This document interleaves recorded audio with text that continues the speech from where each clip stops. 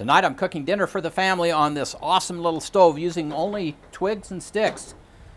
Check out how efficient this thing is.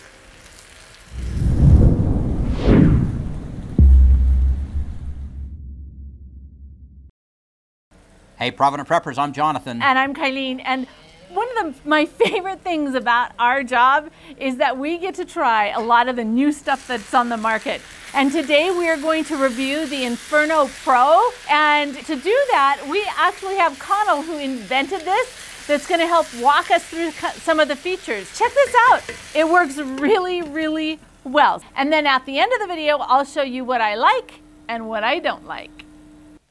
We're here today talking to Connell, who invented the Inferno. To me, this is the ultimate outdoor camp stove. It's just what I did. I'm a country kid at heart, and so all of the stoves that I use as a scout or as a scoutmaster or camp outs, all those kind of things, I took all of those features that I wanted in the stove, but some of them had them, some didn't. And then over the years, I added a few more, and so I wanted to show you how it works. First of all, one of the magic things is if I can separate where you build a fire, so I have a little tray. So this is where I would use my InstaFire. I put it in the tray. Now I light it and shut it, right? Okay. Up here is where I put my sticks, my twigs, my charcoal, whatever I'm going to light. Okay. Now it's over the top of the fire. Now I've got oxygen. I don't have to worry about blowing on it, getting smoke in your eyes, all that kind of stuff. I've done that game, yeah. Yeah, okay. I made the grate, as you can see, okay, small enough where I can actually use wood pellets in it. I don't know of another camp stove that you can use wood pellets in it. So sticks, twigs, charcoal, now we have wood pellets. Here's the really cool thing. See this device right here? You turn that on. This right here has a little rheostat in it, so it controls the speed of a fan that's inside. Now I can go from basically blowing, you know, just a little whisper blow on the fire to a raging inferno. Got that thing going. Okay, now I got a mini forge. So with that, the advantage of that is now I can boil water, 16 ounces of water. Wow. In under 2 minutes with this. That's impressive going. Now I can go from a boil to a simmer in seconds by adjusting the speed of the fan. So this is full bore. I can put it down or all the way off. I have an indicator light here. It has batteries underneath. Okay, so that's what runs the fan. Let's say you're in an emergency situation and now I want to boil water, but I don't have any batteries. We put a USB-C port right here. Oh, nice. So now I can bypass the batteries, use my power bank. Yeah. That I can power from the sun or whatever, and now I can run the fan by using the USB-C. And that fan seems to be the key element here. A couple of main big features. One is we have an ashtray / fire starter. Okay, separate that from where you actually build the fire. Triple wall. So what that allows us to do is circulate the fan at a specific point where it's right at the base of the fire, and we get another suction from the top, so you get a double burn, you get a hotter fire with less fuel, and you get a complete burn, so you get very little, if any, smoke. So it looks like these fold out so that you can keep a pan stable on there. So we've got steps basically in here, so you can have a real small pan or a very large pan. We made some of the stoves out there have 3. I wanted 4, so I can use, I mean, this is a big Murphin cast iron thing, and you see that that's rock solid. Yes. You're not gonna go anywhere with it. I put 4 legs on it rather than 3. So now I've got 4 points of contact with the ground instead of rocking back and forth, especially when you're putting something heavy on it. Right. That translates to safety for me because I'm the safety guy. So, yeah, so you've kind of thought of everything here. I hope so. I'm not sure that everything, but we put a little notch in here so that if you do get a heavy pan, it's not going to just rock that off. Rock that off. So for portability, you just put that back down in here, and you can store it away. Also, the legs fold in for portability. So now we're down to just a little tight package. Correct. I love it. The other thing that allows us to do is to have this removable. Is now, let's say if I do need to cook indoors. Indoor, you want to use canned heat.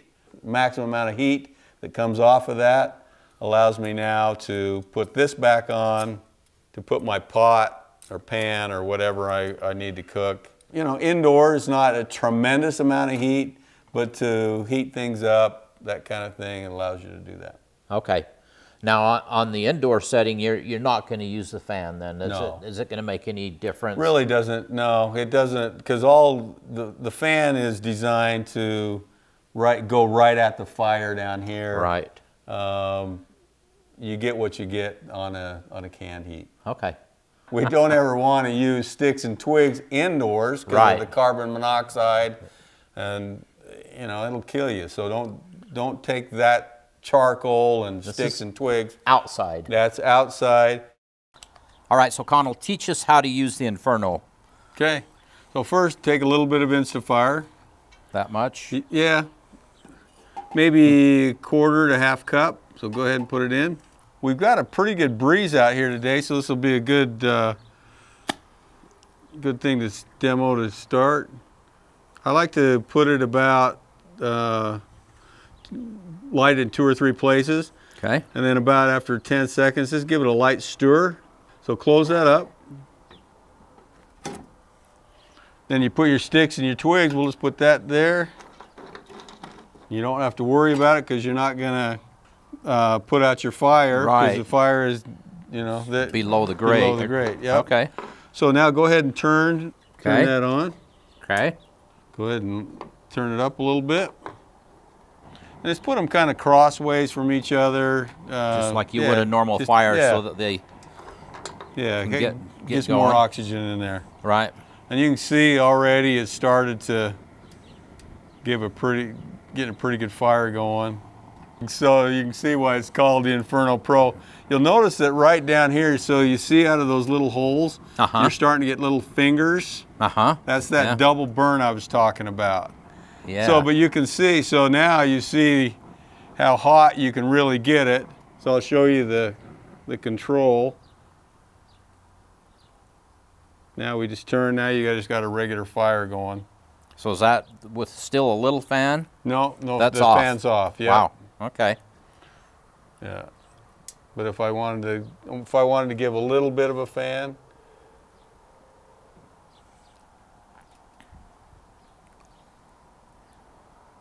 or a lot. Wow. Truly an Inferno. So, yeah. Wow. Okay, now don't do this at home, but just to show you the insulation properties of the unit. You can see I'm holding it right here.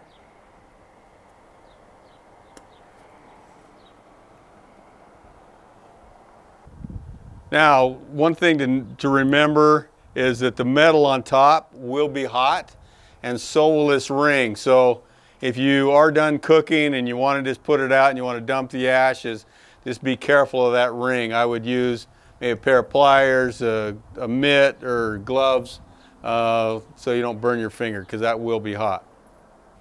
We've been able to play with this for a little while, and so now we're going to give you what our real impression is over this. Okay, so John, you go first. All right. What do you like and what do you not like? I don't know that there's a lot that I don't like.